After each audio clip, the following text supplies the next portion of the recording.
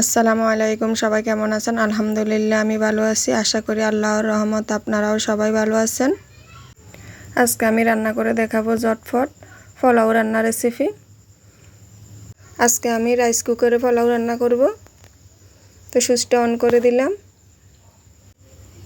এখন আমি এখানে 2 চামচ পরিমাণ ঘি দিয়ে দিব।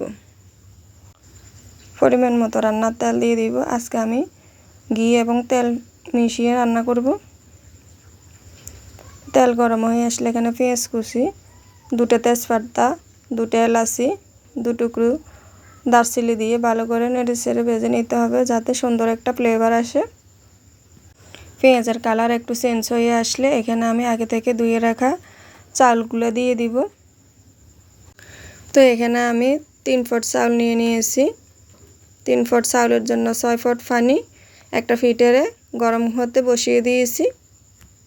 তো পানি গরম হতে থাকুক, এদিকে আমি চাউলগুলো ভালো করে ভেজে নিব। চাউলগুলো এমনভাবে ভেজে নিতে হবে যাতে চাউল থেকে একটা জুমজুম আওয়াজ আসে। তো আমার ভালো করে চাউলগুলো ভেজে নেওয়া হয়ে গেছে। এখন আমি পানিগুলো দিয়ে ভালো করে নেড়ে ঢাকনা দিয়ে দিব। তো আমি 5 মিনিট ঢাকনা দিয়ে রান্না করে নিয়েছি। ভালো করে নেড়ে দিব। ভালো করে নেড়ে লবণ দিয়ে দিব উপর থেকে। লবণ দিয়ে আবারও ভালো করে নেড়ে মিশিয়ে দিব। তো যারা দেখতে দেখতে ভিডিওর এই পর্যন্ত চলে এসেছেন, লাইক কমেন্ট শেয়ার করবেন। আর যদি আমার ভিডিওটি ভালো লেগে থাকে সাবস্ক্রাইব করে পাশে থাকা বেল আইকনটি বাজিয়ে দিবেন। আপনাদের সাথে কথা বলতে বলতে আরও 5 মিনিট রান্না করে নিয়েছি। এখন ঢাকনাটা খুলে উপর থেকে ঘি দিয়ে দিব। ঘি দিয়ে আবারও ঢাকনা দিয়ে আরও কিছুক্ষণ অপেক্ষা করব। কিছুক্ষণ পর ফিরে এলাম। এখন ঢাকনাটা খুলে একটু নেড়ে দিব।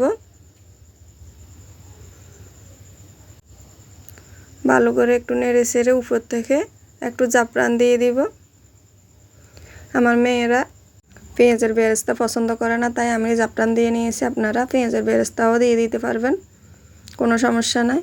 পরবর্তীতে নতুন এক রেসিপি নিয়ে দেখা হবে। আল্লাহ হাফেজ। আসসালামু আলাইকুম।